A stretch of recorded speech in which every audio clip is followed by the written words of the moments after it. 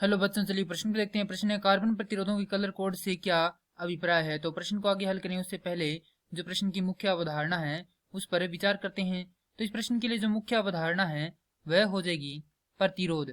अर्थात हम यहाँ पर यह देखेंगे कि प्रतिरोध क्या होता है। तो प्रतिरोध तो किसी परिपथ में धारा के मार्ग में उत्पन्न बाधा को प्रतिरोध कहते हैं। इसके कारण धारा का मान क्या हो जाता है, कम हो जाता है। अब प्रश्न है कि कार्बन प्रतिरोधों के कलर कोड से क्या अभिप्राय होता है।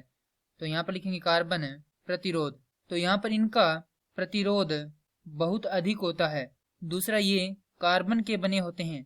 तीसरा होता है कि ये सस्ते होते हैं। इसके कारण इन्हें आसानी से परिपथ में प्रयोग में लिया जा सकता है। अब यहाँ पर हम देखेंगे कलर कोड क्या होता है।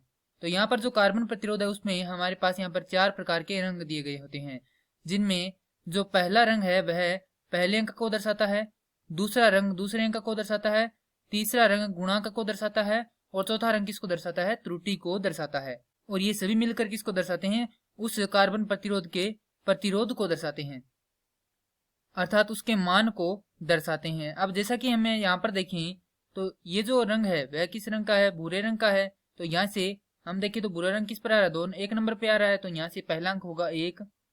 दूसरा है काला रंग, तो इसके लिए क्या होगा, 0 होगा, तो ये होगा 10।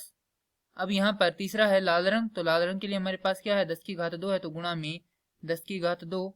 और उसके बाद क्या है हमारे पास, ये सुनहरा रंग है, तो ये होगा धनात्मक ऋणात्मक 5%, क्योंकि यहाँ पर हम देखें तो सुनहरे रंग के लिए त्रुटि कितनी है, 5% है। इसी प्रकार से हम किसी भी प्रतिरोध का मान, कार्बन प्रतिरोध का मान निकाल सकते हैं। अतः प्रश्न में हमसे पूछा गया था कि कार्बन प्रतिरोध के कलर कोड से क्या अभिप्राय है। तो यहाँ पर हमने देखा है कि जो कलर कोड है वह क्या दर्शाता है, उसके प्रतिरोध का मान बताता है। तो यहाँ पर हम लिखेंगे कलर कोड कार्बन प्रतिरोध के प्रतिरोध का मान बताता है, और यही क्या है, हमारे प्रश्न का उत्तर है। मैं आशा करता हूँ कि यह प्रश्न आपको समझ में आया होगा। धन्यवाद।